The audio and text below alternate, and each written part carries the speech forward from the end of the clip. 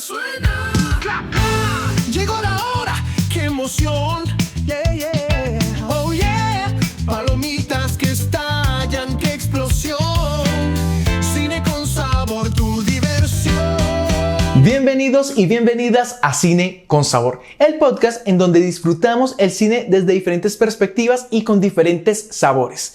Cada vez sabores más y más interesantes. Y en este caso te hago la pregunta: ¿alguna vez has tenido una relación, un plan o un emprendimiento incluso que ha llegado al fracaso? Pues no te preocupes, relájate, disfruta, ve por unas papitas, una gaseosita, porque hoy vamos a tener justamente ese sabor, cine con sabor a fracaso.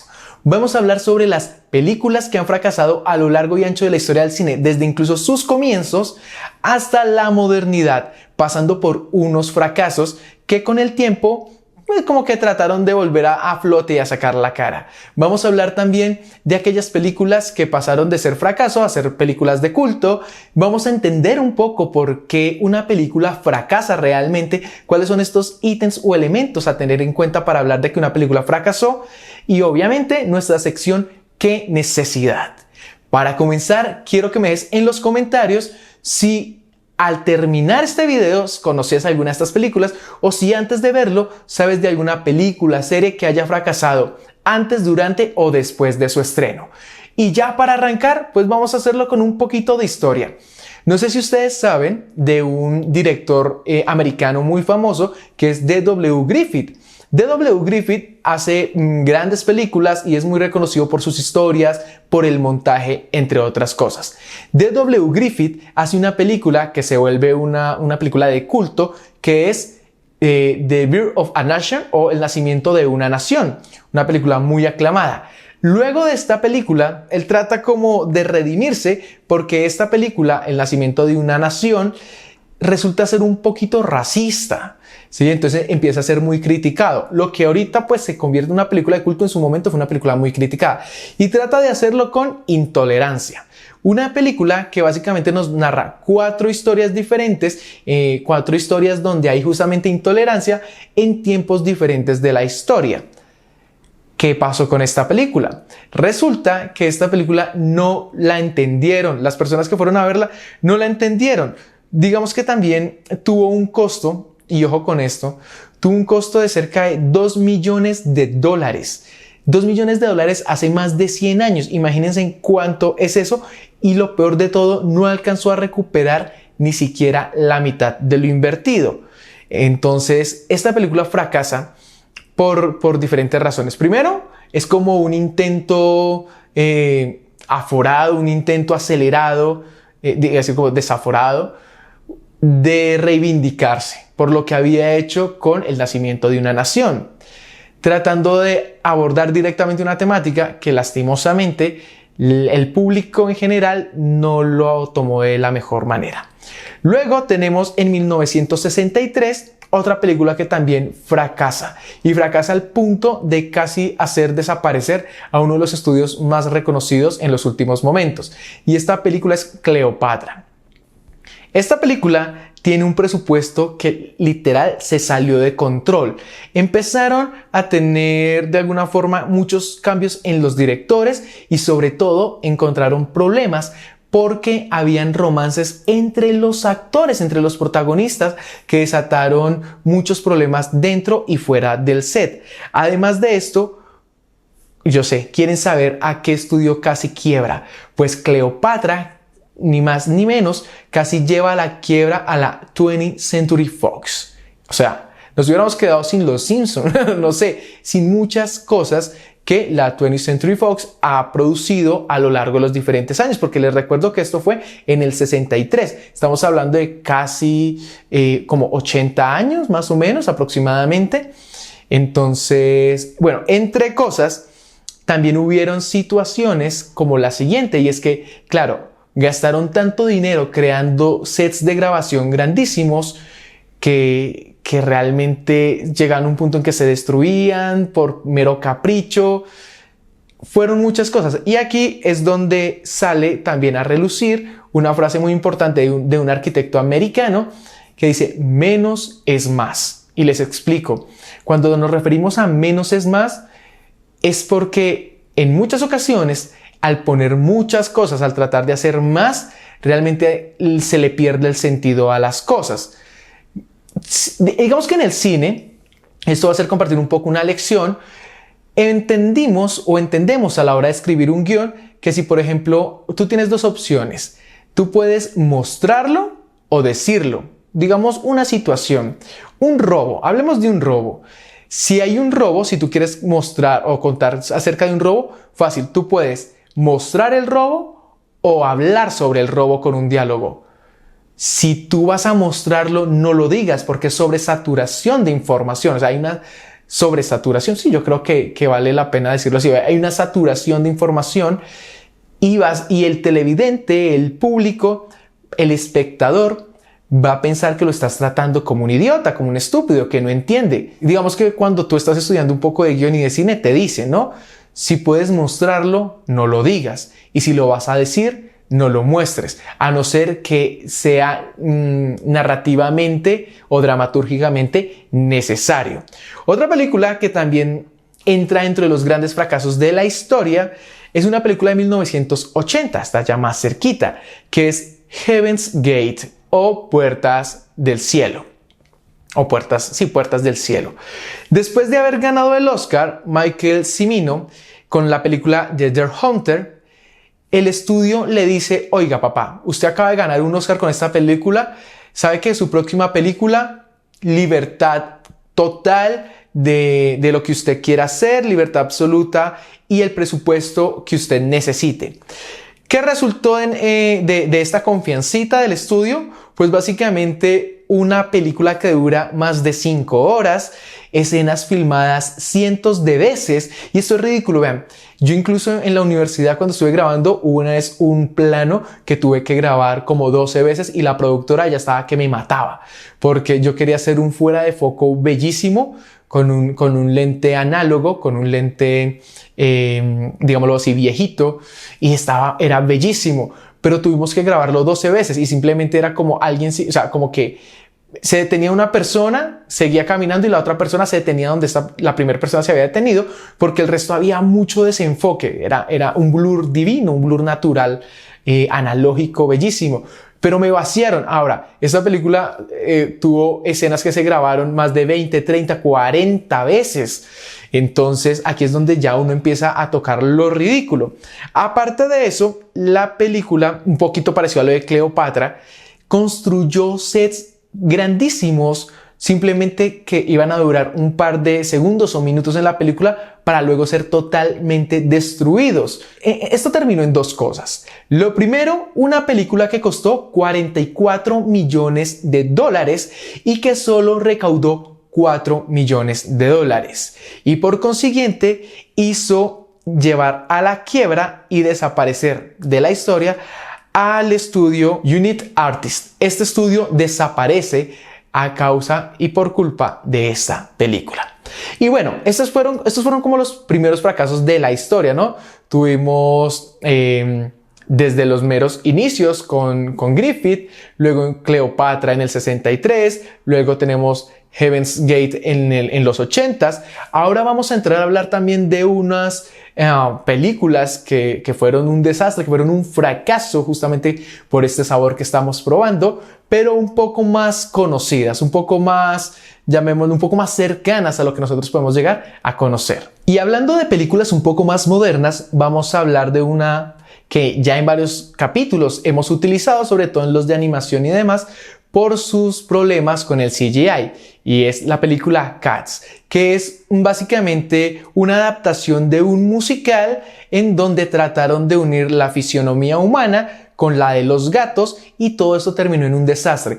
Tanto así que se puede incluso considerar rara o creepy, o no sé si al punto de grotesca, pero tanto así que la inversión de la película fue de $95 millones y el recaudo solamente fue de $75 millones, o sea, una pérdida de $20 millones.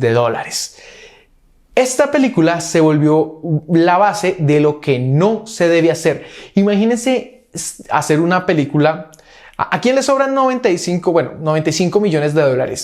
Creo que a nadie, ¿cierto? Y los inviertes justamente para hacer una película, entre comillas, buena. Resulta fatal, resulta un desastre. No todas las películas resultan ganando en taquilla, ¿sí? O recuperando el dinero invertido.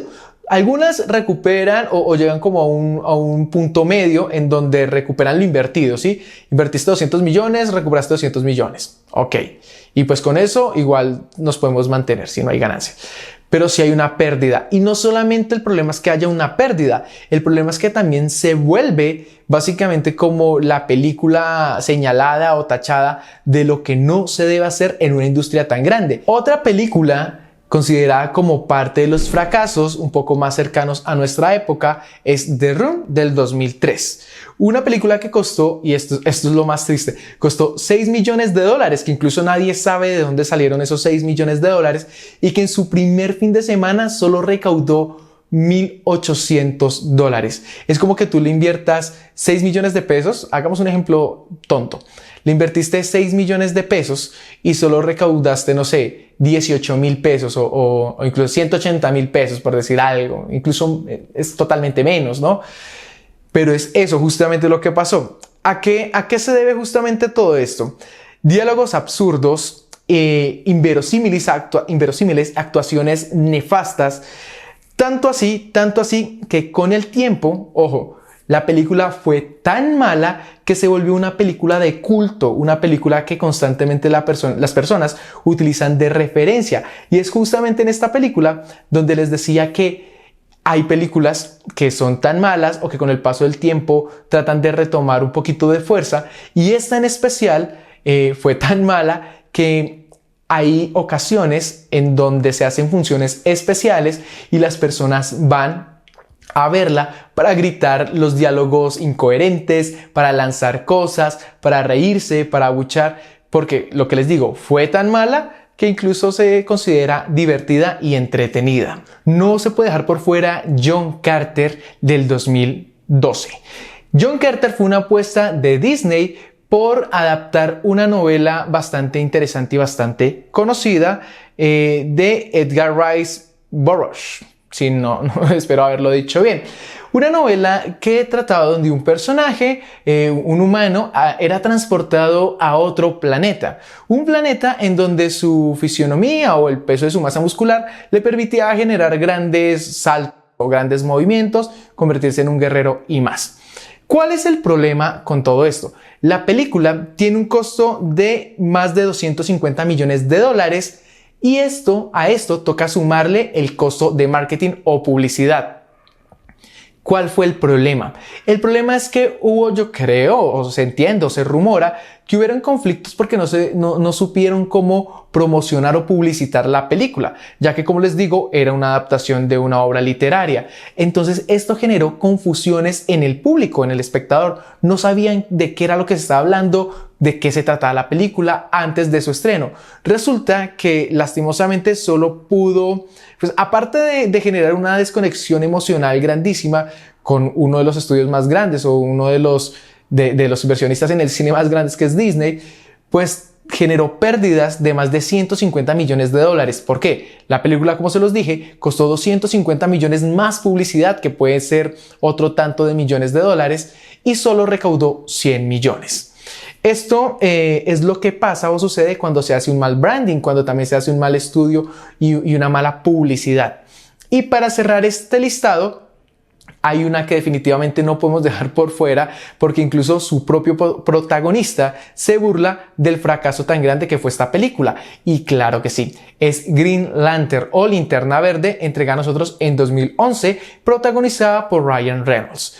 ¿Qué pasó en esta película? Es una apuesta de DC por extender como el universo de superhéroes que tiene bajo la manga, pero lo hace con un guión nefasto, con un villano no muy bueno, y con una serie de, ya cómo lo decimos, de efectos especiales de porquería, podemos decirlo de alguna forma, que literal parecen plastilina. Yo creo que en definitiva les hubiera quedado muchísimo mejor la película si la hubieran hecho en stop motion o incluso en Lego, como hicieron con Batman.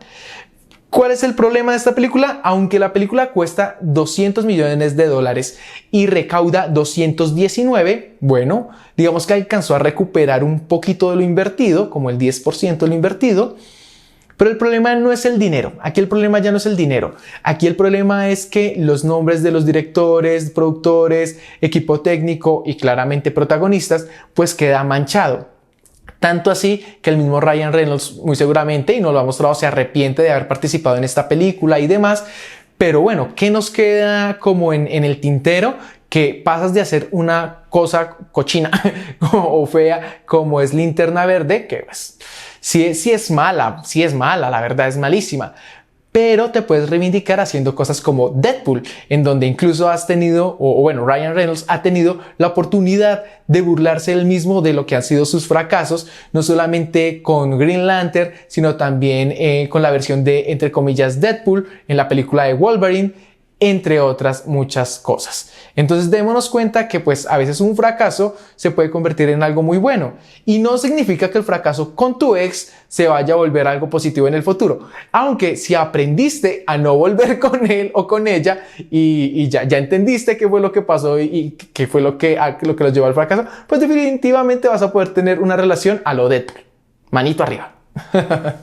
Y bueno, ya hablamos un poco de las películas a lo largo de la historia con D.W. Griffith, hablamos de Cleopatra que casi quiebra a la 20th Century Fox, hablamos de las películas ya un poco más cercanas a nosotros, más modernas, como lo es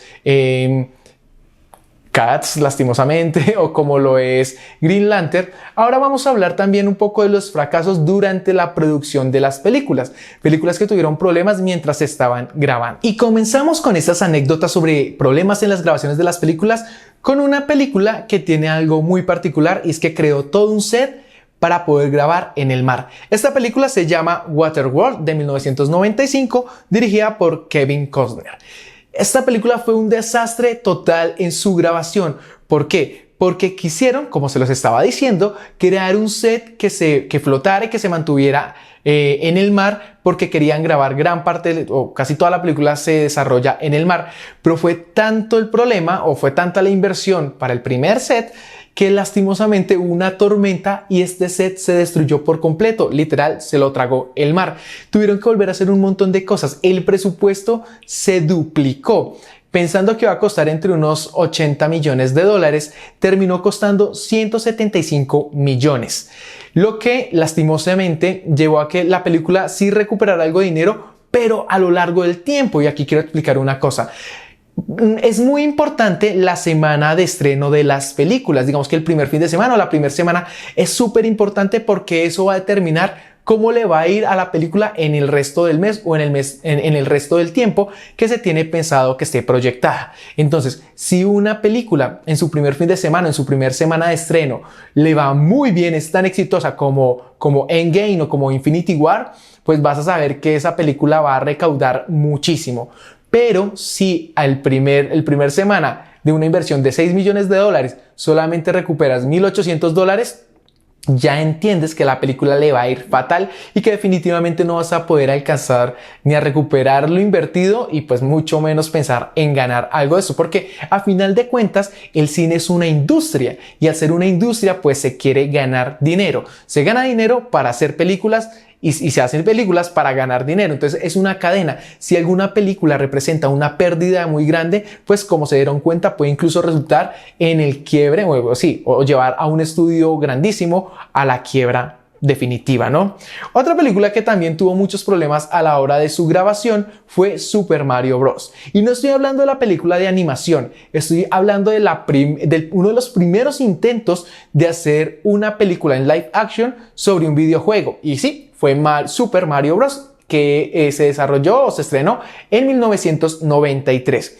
La película tuvo un montón de problemas. ¿Por qué? Porque el guión iba cambiando día a día, o sea, como que iban inventando sobre la marcha. Y no solamente eso, pasó por una serie de diferentes directores que realmente eran muy novatos, que eran muy primíparos, por decirlo de alguna forma, que no sabían ni siquiera dirigir a los actores, lo cual generaba confusión en el set. Tanto así que el personaje principal, bueno, el actor principal, el que personificaba a Mario Bros, dijo que esa había sido la peor película de su vida, el peor trabajo actoral, definitivamente la película en la que más había odiado trabajar. Y aunque fue una película, digamos, un poco bizarra, algunos tratan de defenderla, que incluso pudo llegar a ser un poquito adorable. Pero bueno, a veces lo malo también se vuelve un poquito extrañable, como esas relaciones tóxicas. Entonces, yo creo que de esta película uno entiende que aunque puede manejar una temática que muchas personas conocen, porque Super Mario Bros., la película de animación fue un éxito rotundo, pues vean que cuando lo trataron de hacer en el 93 no les fue nada bien. Y para cerrar este apartado de películas que tuvieron problemas en su producción, está la película Gigli de 2003, en donde los protagonistas, ojo, no son más y no son menos que Ben Affleck y Jennifer López, nuestra querida J-Lo. Es un intento de una película romántica que la verdad no tiene gracia. El guión también se tuvo que cambiar varias veces y ojo, porque esta película tuvo una inversión de $75 millones. 75 millones de dólares y no alcanzó a recaudar ni 7 millones de dólares. O sea, una pérdida total. Fueron tantos los problemas durante las grabaciones y con toda la producción que fue una de las veces en las que Ben Affleck y Jennifer López terminaron. Sí, señores y sí, señoras. Así como les digo, una película incluso puede hacer terminar a una pareja tan adorable como lo pueden ser ellos dos, en donde obviamente pues terminaron una de las tantas veces que lo han hecho. Bueno, y aquí vamos a hablar un poco de lo que realmente significa fracasar en el cine, porque no solamente se trata de perder dinero, como lo hemos visto, también se trata de temas de reputación y vamos a tener como unos pequeños ejemplos. No sé si ustedes recuerdan una película que se llama Scott Pilgrim versus The World o Scott Pilgrim versus Los ex de la chica de mis sueños, creo que fue traducida como al español. Esa película fue un fracaso total en taquilla. A esa película le fue súper mal. En el momento no tengo las cifras, pero le fue súper mal. Sin embargo, hoy tiene legiones, hoy tiene un montón de fans, de seguidores. Incluso a mí me gusta mucho esa película. Siento que su estética, muy a lo cómic, muy a lo pop, es muy llamativa, es muy interesante. Entonces creo que, claro, para cuando la sacaron, cuando se estrenó, fue un fracaso total, pero hoy en día estoy incluso seguro que muchos y muchas de ustedes es una película que les llama mucho la atención verla. Y lo mismo pasa con Blade Runner de 1982. También fue muy ignorada en su época porque, claro, toca un poco de temas futuristas y todo el cuento y no fue muy bien recibida. Sin embargo, ahora es una película de culto, tanto así ha sido tan aclamada con el paso de los años que se le hizo un remake, ¿no? En donde pues bueno, se vuelve como a rehacer esta película. Entonces, lo importante es que entendamos que el tiempo también puede reivindicar un fracaso. O lo más importante, enterrarlo para siempre. Hay películas que han sido tan pero tan malas que simplemente es mejor olvidarlas. O incluso, que eso lo vamos a hablar quizás en otro capítulo, hay películas tan malas que hay premios para películas malas, hay festivales de películas malas. Inclusive si no le calculo mal, mientras que están, o un poco antes de que sean los Oscars, si no me equivoco, hay un festival que les da premios a las peores películas, peores actores, peores actores de doblaje, peor banda sonora, o sea, premios para lo peor de lo peor, porque es que hasta para ser malo hay que ser bueno. Y justamente hablando ya un poco de los festivales que premian lo malo de lo malo en el cine, pues hablemos un poquito del impacto cultural que ha tenido el fracaso dentro del cine. Y es que no hay mal que por bien no venga. Y estos fracasos monumentales de diferentes películas, diferentes situaciones y demás, también han permitido entender qué es lo que no hay que hacer. Como tratar de hacer películas por el hecho de reivindicarse a lo Griffith, o hacer películas implementando malos elementos como Cats con el CGI. O incluso películas y directores que quieren coger el mundo a dos manos y pues resultan destruyendo su carrera o destruyendo incluso estudios completos. Entonces, parte del fracaso también es eso, los espejos, ¿no? No sé si sus mamás en algún momento les han dicho como, mijo, mija, mire los espejos, mire. ¿Y qué es mirar los espejos? Pues básicamente lo que le ha sucedido o pasado a otras personas cercanas a nosotros. miren todo lo que les ha pasado a estas películas y muy seguramente han habido fracasos un poco más pequeños en donde directores y directoras o productores, productoras, equipo técnico, protagonistas, bueno, actores, actrices han aprendido. Ryan Reynolds aprendió un montón de Deadpool y de Green Lantern, de Linterna Verde, y pues ahora lo hace súper bien con Deadpool. Entonces vean que justamente el impacto cultural también va en aprender de eso. Otra cosa es que los fracasos incluso han inspirado a hacer parodias. Es que, por ejemplo, Actividad Paranormal, yo creo que la primera y la segunda, bien, pero ya quieren hacer como la décima. Saw pasa lo mismo. Entonces es lo mismo en muchas cosas. Pero hay personas que aprovechan esto para hacer parodias de las mismas películas y pues ganar dinero porque la inversión es claramente mucho menor y la ganancia sí puede ser muy amplia. También se han generado funciones especiales, como les decía, para poder ver esas películas y poder quejarse acompañado de muchas personas. Y por último, pues también lo que han permitido estos grandes fracasos es desarrollar incluso festivales de cine que premian lo peor de lo peor de lo peor. Y cerrando esta parte con lo peor, pues ahora vámonos con lo mejor. Esta sección que tanto esperamos. ¡Qué necesidad!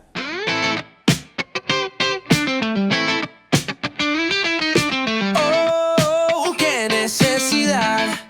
Cámara lenta en una escena de más. Oigan, y hablando de fracasos, ¿qué necesidad esa versión de live action de Dragon Ball?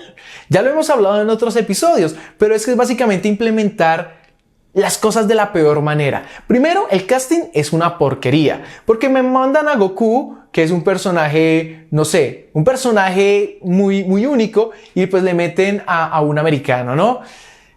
Los efectos especiales son una porquería, los diálogos son muy malos, todo está mal con esta película. ¿Qué necesidad de ofender a toda una generación que hemos crecido, que hemos aprendido, que nos hemos formado con Dragon Ball? ¡Qué necesidad! Oigan, ¿qué necesidad de meterse con Avatar, el último maestro del aire?